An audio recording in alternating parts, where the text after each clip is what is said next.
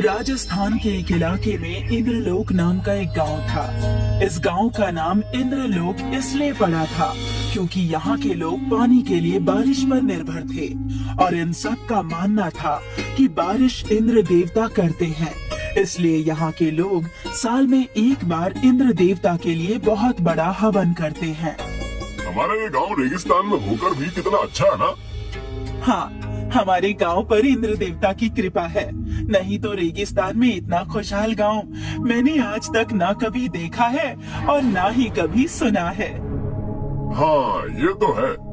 इस गांव पर इंद्र देवता की कृपा है और उनके आशीर्वाद से ही यहाँ पर समय समय पर बारिश होती है जिससे इस सूखे रेगिस्तान में भी हमें पानी की कमी नहीं होती। इस हफ्ते इंद्र देवता के लिए एक बड़ा हवन होने वाला है।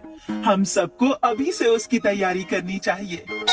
हाँ, सही कह रही हो, तैयारी तो करनी है, पर मुझे आज अपने भैया को लेने के लिए एयरपोर्ट जाना है। आज वो विदेश से वापस लौट रहे हैं, इसलिए मैं आज नहीं आ पाऊंगा। कोई बात नहीं, तुम भैया को लेने चले जाओ, मैं यहाँ पर सब संभाल लूंगी। सुरेश अपने बड़े भाई को लेने के लिए एयरपोर्ट की तरफ निकल पड़ता है और सुप्रिया हवन की तैयारी में जुट जाती है। सुरेश कुछ समय बाद अपने बड़े भाई महेश को लेकर एयरपोर्ट से वापस गांव में लौटता है। महेश गांव में आकर बहुत खुश है। उसे यहाँ पर ताजी हवा, ताजा पानी और खुले आसमान के नीचे जीने में बहुत आनंद आ रहा है। अरे वाह, मेरा गांव तो बहुत खूबसूरत है। मैं तो खामखा सालों से विदेश में घुट घुट कर मर रहा हूँ। क्यों भैया, आपको विदेश में रहना पसंद नहीं है क्या? अरे नहीं, ऐसी बात नहीं है, पर वहाँ का आसमान इतना साफ नहीं है जितना कि यहाँ पर है। वहाँ तो चारों तरफ आसमान में धुंध ही धुंध दिखाई देती है। कहीं कंपनियों से निकलने वाला धुआं तो कहीं गाड़ियों का धुआं दिखाई देता है। वहाँ पर पीने का पानी बोतलों में भरा हुआ मिलता है, जबकि यहाँ पर कुएं का ताजा ताजा पानी पीने को मिल रहा है हाँ, ये बात तो है। हमारे गांव से सुंदर तो मुझे कोई दूसरी जगह लगती ही नहीं है। अब तो मुझे भी यही लग रहा है, मेरा तो ये गांव छोड़कर जाने का मन ही नहीं करेगा। महेश और सुरेश आपस में बातें कर ही रहे होते हैं कि तभी सुप्रिया इनके पास आती है। नमस्ते भैया। नमस्ते, कैसी हो तुम? मैं ठीक हूँ भैया, आप कैसे हैं? मैं भी ठीक हूँ, और अब यहाँ पर आकर तो मुझे और भी ठीक लगने लगा है। सुप्रिया के हाथ में एक थैला है जिसमें हवन की सामग्री है। अरे ये तुम्हारे हाथ में क्या है? भैया, हमारे गांव में हर साल इंद्र देवता के लिए एक बहुत बड़ा हवन किया जाता है। इस बार भी वो हवन होने वाला है और उसका समय अब नजदीक आ चुका है, इसीलिए उसी की तैयारी कर रही हूँ। सुप्रिया की ये बात सुनकर महेश सोच में पड़ जाता है। इंद्र देवता के लिए हवन मतलब? आपको तो पता ही है, हमारे गांव का नाम इंद्रलोक है। यहाँ पर इंद्र देवता की बड़ी कृपा है। उनके आशीर्वाद से ही यहाँ पर समय समय पर अच्छी बारिश होती है, जिससे पानी की कमी कभी नहीं होती। अरे ये सब तो मनगढ़ंत कहानियाँ हैं। क्या तुम भी आज के इस नए जमाने में इन सब फालतू बातों पर यकीन करती हो?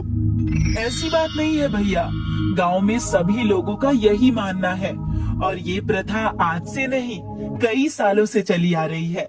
आप भी हवन में जरूर आइएगा। अरे वैसे ये हवन होगा कहाँ पर?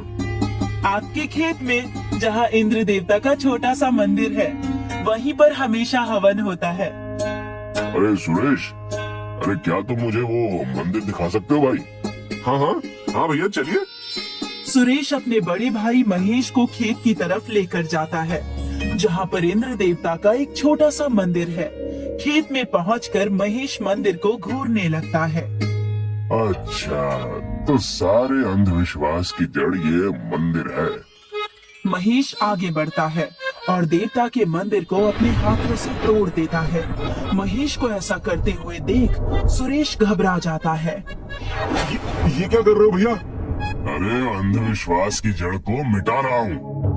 देखते ही देखते कुछ ही समय में महेश मंदिर को तोड़कर बिखेर देता है।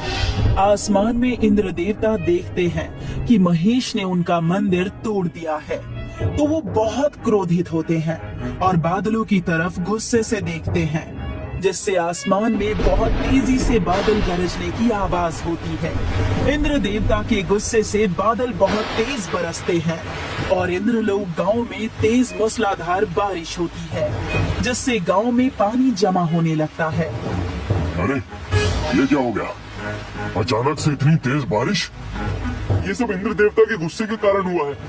आपने उनके मंदिर को तोड़कर अच्छा नहीं किया भैया। अरे ये क्या फालतू बातें कर रहे हो? एक मंदिर तोड़ देने से इतनी तेज बारिश कैसे हो सकती है?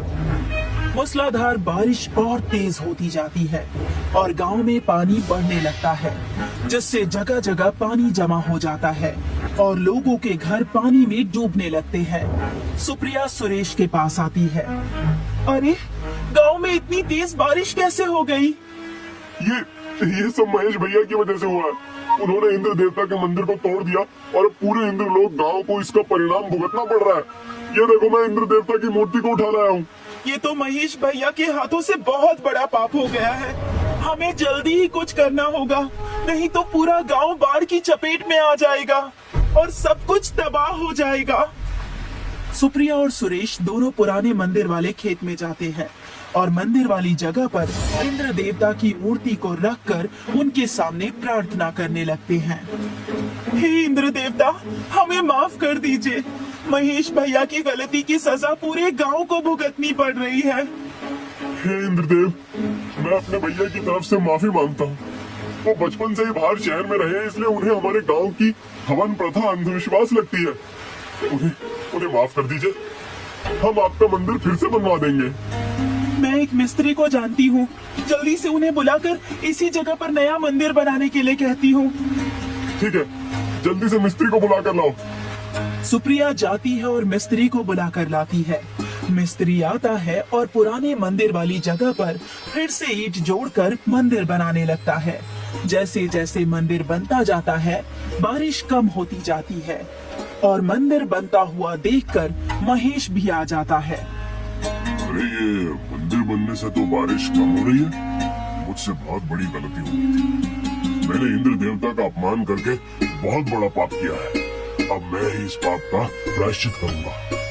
मंदिर बनने के बाद महेश अपने हाथों से इंद्र देवता की मूर्ति को उस मंदिर में स्थापित करता है और हाथ जोड़कर इंद्र देवता से प्रार्थना करता है। इंद्रदेव, मुझसे बहुत बड़ी भूल हो गई, मुझे माफ कर दीजिए और हमारे इस इंद्रलोक गांव को इस बाढ़ से बचा लीजिए। महेश को मंदिर में मूर्ति स्थापित करते इंद्र देवता ऊपर से देखते हैं, जिससे वो प्रसन्न हो जाते हैं और अपनी शक्ति से बारिश को रोक देते हैं।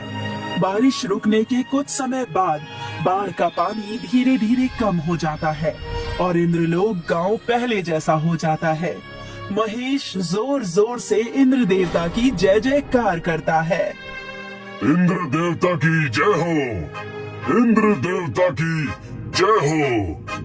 महेश और सभी गांव वाले मिलकर हवन की तैयारियां शुरू करते हैं।